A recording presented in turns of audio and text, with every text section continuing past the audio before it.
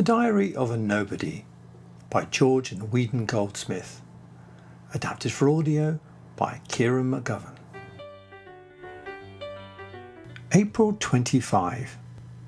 I bought 2 tins of this new Wonder Paint, Pinkford's Enamel Red, on my way home. After tea, I went into the garden and painted some flower pots. Called out to Carrie, who said, "You've always got some newfangled craze." But she had to admit that the flower pots looked remarkably good.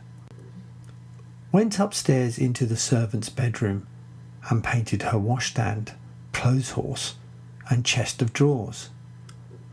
To my mind, it was an extraordinary improvement, but our servant, Sarah, was not pleased. "I thought they looked very well as they were before," she said. April 26.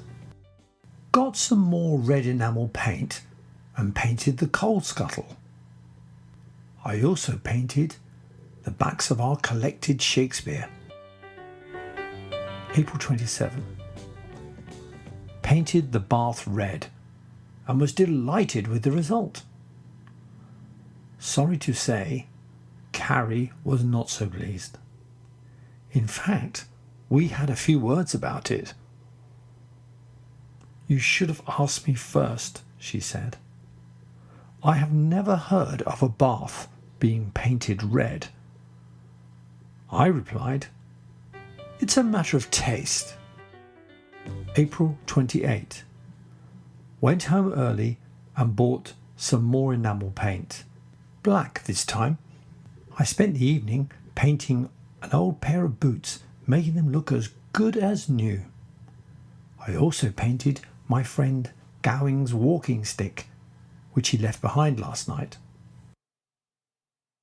April 29, Sunday. Woke up with a terrible headache and strong symptoms of a cold. Carrie said, "That's because you spent the last few days with your nose over a paint pot." "Nonsense," I told her firmly. "I've got a chill and need a hot bath to cure it."